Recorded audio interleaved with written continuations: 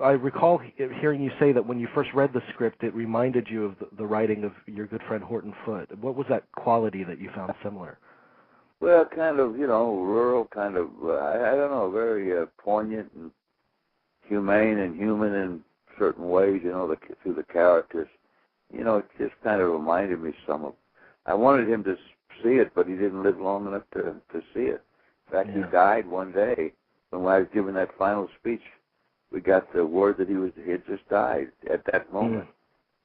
Very strange. His family saw it recently, didn't they?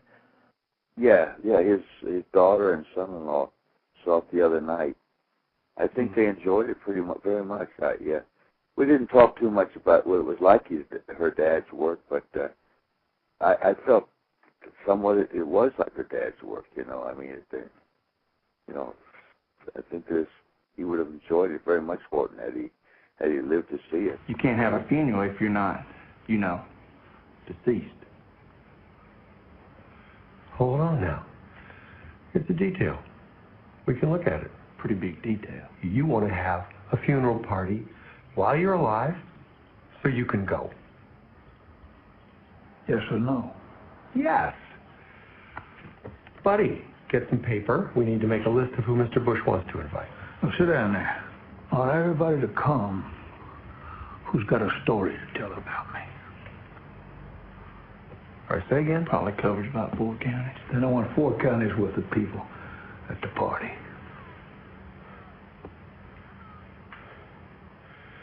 Well, sir, the thing is, how do you invite people?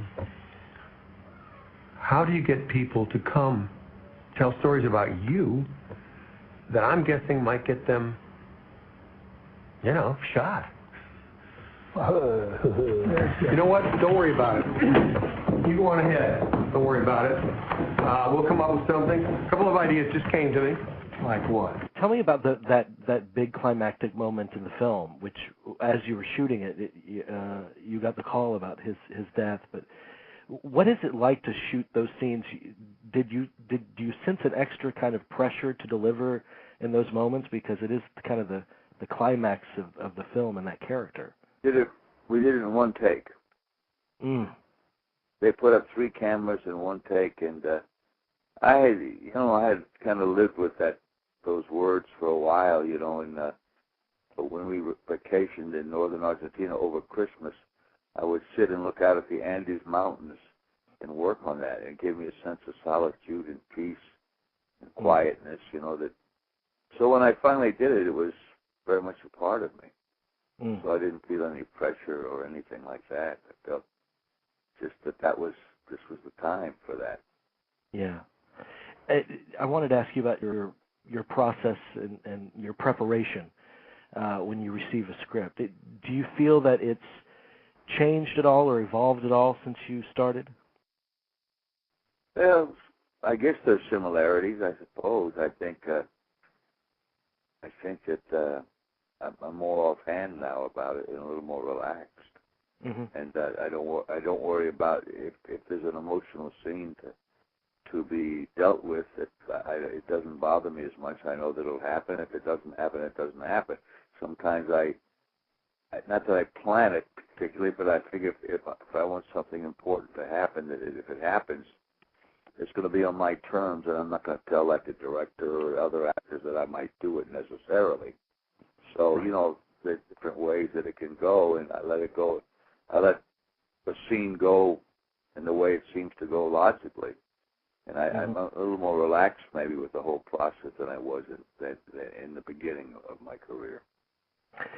Well, you come from Sanford Meisner training, and that kind of specified living in the moment.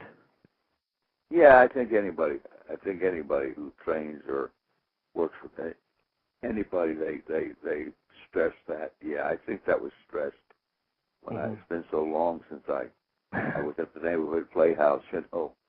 That was emphasized definitely at that point, as I remember. Yeah. Is there a moment when you feel, take for instance your character in Get Low, is there a moment that you feel that you've got the character? Yeah, I felt that going in. You know, we put on Kenny Diaz put on a brilliant beard, and you know, you inch along, and you know, I feel it. I feel it wasn't foreign to me. If I had to, not that I worked for that. If it could be an offshoot or an echo of one of my uncles or my father's people from Virginia, kind of. You know, not that I worked for that, but I didn't feel that there was something that foreign to me that I couldn't just reach out and grab it. Right. But you've played such a variety of characters, and I want to ask you about a couple of them. But in finding the character, is there usually one key to unlocking what that character is? For instance, say someone like Stalin. Oh boy, yeah. But Stalin, it was tough because we filmed over there within the Kremlin, and that was the toughest, but in a way, strangely rewarding. There wasn't much footage on him. I actually kind of went with the rhythm and speech pattern of one of my old landlords in New York City. You know, who had been from the Ukraine, who detested Stalin, but you know, I kind of went from that and built on that. You know, that was I really in a strange way I enjoyed it very much playing Stalin. You're fantastic in it. And another film that I really love that you're in is Wrestling Ernest Hemingway. Well, what I did with that was I got 3 guys I put on tape, Cuban guys, and I would only go to Cuban restaurants. I would only eat Cuban food, Cuban dessert, and only hang around with Cuban people to try to get a sense of that, you know, and the music and everything like that, you know. You eat one of those every day? No. You were eating one yesterday, right? Yes. And you're telling me you don't eat one every day? Yes. I eat 2 every day, one at 10 o'clock for my breakfast and one at 2:30 for my lunch. And lo and behold, if I had never done that, Terry Gilliam has approached me to play Don Quixote in his next film, if they get the financing. Had I never done that part, he would have never offered me the part of Don Quixote. But that was very rewarding. I worked very hard on that part of in Wrestling Ernest Hemingway. I liked it very much. Yeah, it's terrific. It's terrific. I want to ask you a couple of questions about some of these films, which are iconic. Starting with the obvious, The Godfather 1 and 2. Right. Was Godfather 2, was that a different experience for you than the first? In what way? How you mean, like the whole working process? The working process, because obviously the first one was riddled with kind of chaos from studio interference, and Coppola was on shaky ground, and yeah. Yeah, well, but see, the thing with the first one was much more fun than the second one, because Jimmy Kahn was on it. Jimmy, and he was a lot of jokes and fooling around. Coppola would say, "Come on, guys, we got to be serious now." But we were always fooling around, which was good, which gives you a relaxation on the set, you know. Yeah. So actually, the first one was more fun, and the second one was a terrific film. But you know, it was more down to business, so to speak. You know, we did it up there in Lake Tahoe and places like that. But each one, you know, they were both such terrific films. Wow. Did you have, when you create a character like a Tom Hagen, and obviously you weren't part of the third Godfather, but do you kind of imagine a life beyond the film for that character? Do you have an imagination of where where his character went to after part 2? Well, you usually think of before, but yeah, you could somewhat after, yeah. You think more in the present, though, because I had a friend of mine, Louis Cosentino, who from East Harlem, he didn't know him well, but Carmine Tremonti was kind of the guy who was one of those 5 families in New York, and he said there was a guy that was like a high-paid gopher that followed him around and lit his cigarette, pulled his chair out, a position that couldn't be demeaned by others, but that was his. So that I kind of went from that, gave me the key, kind of like a mafia version of a, I don't know, FBI guy falling around, not FBI guy, but you know, like somebody falling around a president, being a gopher for them, you know. So that was like a key to me, you know, and and hanging around and being in New York, that you kind of sop up that atmosphere. Right. But you just go. You don't intellectualize it too much. You think about it, but it's more you go with instincts and nice little stories you hear that kind of spurs you on in kind of in a fun way, in an enthusiastic way. Mm-hmm. I have a couple of listener questions for you, and actually, a couple of them involve Mr. Foote and your work with him. Right. One of our listeners, Dean, wants to know. He says, "I still think one of your best performances is from Tomorrow, which was by Horton Foote. Is there still a lot of Foote's work that hasn't hit the screens, and are there any plans for you as producer or actor to make those a possibility?" No, none at all. None at all. I love the plays off Broadway recently that I saw. The author, that was just brilliant. 9 hours. We sat through 6 hours and then 3 another day. I still don't know if they're going to film them or not. But no, and like I had said to someone before, if I'd only had a career with Horton Foote's work and with what I did with Coppola, it would have been a wonderful mini career. I've had many more. But those two guys, it was terrific. And Horton was, how many people he was a friend for 50 years. How many people you have for friends for 50 years? Whatever they can put on film of Horton's is great. Hallie Foote, his daughter, maybe she has plans. I don't know. I would certainly hope so. Yeah, I know that one of your favorite role is Augustus in Lonesome Dove. Yes. Tell me about what makes that character and the arc of that character particularly special to you. Well, it's the kind of guy that said, he loved to be with whores, he had his own respect for women. He said, how come we killed off all the people that were so interesting to begin with? And you had 6-7 hours to develop the guy. He was just a very unique kind of guy, and it was special. I was fortunate in the last part of the 20th century to be the two biggest film epics in American history, Godfather 1 and 2 and Lonesome Dove, And I walked into the dressing room one day, and on the Lonesome Dove, I said, boys, we're making the Godfather of Western. I walked this earth my whole life with my pride, see. Now, if that's lost, then let the rest be lost with it, because there's certain things my vanity won't abide.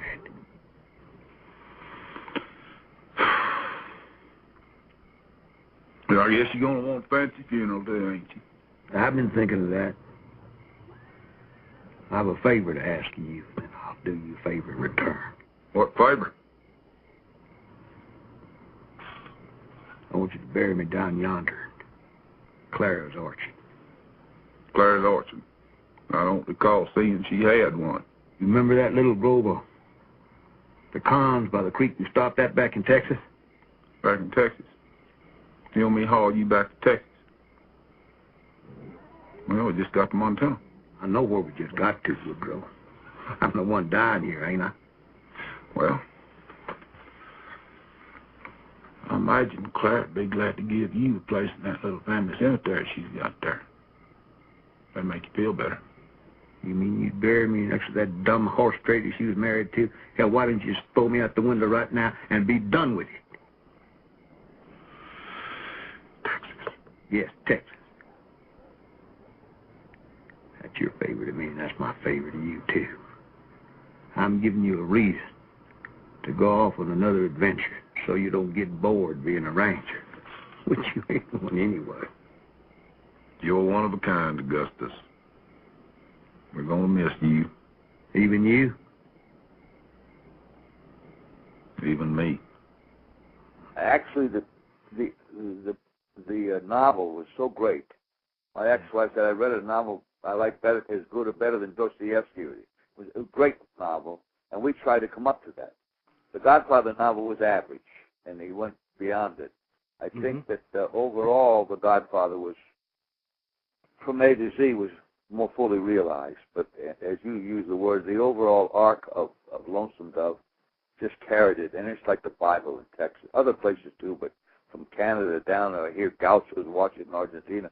But in Texas, it's really like the Bible for people. Families gather and watch it each year. for like the 20th time, so it's really special there. Yeah. Oh, I know. I know of people that watch it several times a year, and they adore it. They get a lot out of it, and it's yeah. My wife, Argentina, she still hasn't seen it. Maybe it's too long. Really? Maybe something. I say after I'm gone, you know. Yeah. But you kind of came to prominence in that 70s era of kind of the auteur filmmaker. We had a lot of brave, daring voices like the Coppolas, and you were with Peckinpah and Sidney Lumet and several terrific directors. And Robert Altman. Absolutely, yeah. What do you think about the quality of motion pictures today, and that kind of the voice of the auteur filmmaker, the renegade filmmaker? I guess it's outside the establishment now. Then it was inside the establishment. A film like Get Low would fit very well into the 70s. It holds its own, I feel. And it's my wife's favorite film I've done since The Apostle 15 years ago. And but you know, going back to then, you know, it's like now it's like it's easier to raise $100 million than it is $10 million, and the $100 million movie may go down the drain anyway in the back of their minds. So the big action and all that, but it's like what was in the system in the 70s seems to be outside the system now. And people making, you know, independent films, there will always be that. And in other countries, you know, I mean, I saw a film about, it's about a year or two old. I saw it about 4 months ago, La Nana, the Maid from Chile. Beautiful movie. What a beautiful, it fit into any era, you know. I don't know if it won awards, but it was better than some of these films that win you know, these foreign awards. So that anybody that can pick up a camera any place in the world can make a movie. That wonderful little movie, The Apple, about the 17-year-old girl from Iran. I love that movie. So, like, you know, anybody can do it. So it's open for all. Going into the 21st century, it's a real, you know, hip, open medium for all to pursue. And that's a beautiful thing. But at the same time, you have people like just what you mentioned earlier, Terry Gilliam, a true kind of visionary filmmaker that has to scrape by to find any money for his movies. Yes, and I just read a script recently that he wants to do soon. I don't know if he can. Billy Bob Thornton's written a script about the South. I tell people he put Tennessee Williams in the back seat. It's so brilliant, this script. So hopefully he gets the money for that, you know. Oh, I hope so. We'll see. So when you watch one of your films, and maybe Get Low is too fresh in your mind, but when you go back and watch your films, can you watch them objectively and separate yourself from the process of making it? I guess so. I guess I can. I don't go back and watch a lot of my films. I see them once, maybe twice, and that's it. Some of them I haven't seen. Most I have seen once. I guess I can do that, and seeing maybe the growth, hopefully. And but you know, sometimes when I see myself on TV, I'll pass over it. I don't want to see it. I'm superstitious. Maybe if it was good, maybe it's changed and it's not good in the years. So like, it depends on the film, and you know, maybe someday I'll sit down with some of them and watch them again, you know, and take the time to do that. Maybe if I do the Terry Gilliam thing, I'll sit down and watch Wrestling Ernest Hemingway. The accent will be a little different, but still be a Latin guy, you know. Right. You're in Texas now. You're shooting a film. Yeah, I'm going to start a film next week with the same young man that was he's talented, little Lucas Black that was in, and he's actually a scratch golfer. I don't think there's ever been a movie about golf where the actor that really hit the ball. I mean, really well. This kid plays in tournaments all over the place. He's wonderful. So it's kind of a movie about golf, kind of a faith-based movie. It's a nice, very nice story called 7 Days in Utopia from a book. So I'm looking forward to doing it. We just got here the other day. I like Texas a lot. But when we got here from California, it was just as hot here as it is in Virginia, my Lord. Yeah. It's I'm in Florida, and it's burning up here. So and outside of that, the possibility of the Terry Gilliam film and the Billy Bob Thornton film, and lots of possibilities out there. Yeah, and maybe an outside possibility is a brilliant script, The Hatfields and the McCoys by Eric Roth, that maybe. And then there's another wonderful script, like a latter-day version of The Guy in Lonesome Dove, that's been around for a while. The same writer, that did the adaptation, and a young French director is obsessed with doing it.